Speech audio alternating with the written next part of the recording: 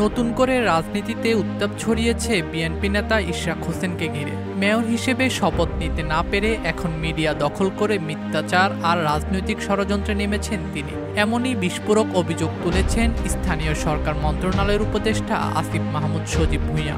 এক ফেসবুক পোস্টে তিনি দাবি করেন, মুরাদনগরে ট্রিপল মার্ডার থানা হামলার মতো ঘটনায় ভিকটিমকে ব্যবহার করে তার বিরুদ্ধে পরিকল্পিতভাবে মিথ্যা প্রচার চালানো হচ্ছে।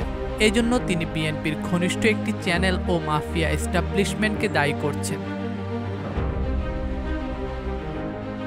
মঙ্গলবার নিজের ভেরিফাইড ফেসবুক পেজে দেওয়া এক দীর্ঘ পোস্টে আসিফ মাহমুদ অভিযোগ করেন, কোর্টের মারপ্যাচে এবং সরকারি সিদ্ধান্তে মেয়াদ শেষ হওয়ার পরেও মেয়র হতে না পেরে ইশরাক ভাই ও কায়কোবাদ সাহেবের সাথে জোট বেঁধে তার দখলকৃত টিভি দিয়ে এসব প্রোপাগান্ডা ছড়ানোতে নেমেছে। আর সেখানে জুলাই গণ অভ্যুত্থানে হত্যা মামলার এক আসামিকে নিয়ে এসে ভিকটিম হিসেবে উপস্থাপন করা হচ্ছে সেলুকাস।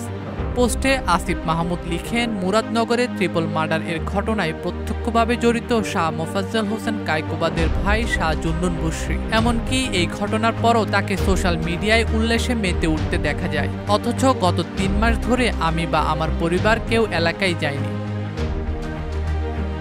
তিনি আরও লিখেন, ভিকটিম প্রথম দিকে কোনো সাক্ষাৎকারে আমাদের কথা বলেননি। কায়কোবাদ সাহেবের লোকেরা তাকে কনভিন্স করে ১ মাস পর এসব বলাচ্ছে।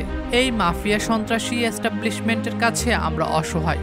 মুরাদনগরে আমি এমপি ইলেকশন করতে পারি, এই এক অজানা ভয়ে বেপরোয়া হয়ে উঠেছে কায়কোবাদ পরিবার। পোস্টে উপদেষ্টা লিখেন, মিডিয়া দখলে থাকলে কি না করা যায়। থানা ভাঙচুরের আসামি, হত্যা মামলার পলাতক সন্ত্রাসী সবাই এখন ভিকটিম, আর আমি হচ্ছি ভিলেন।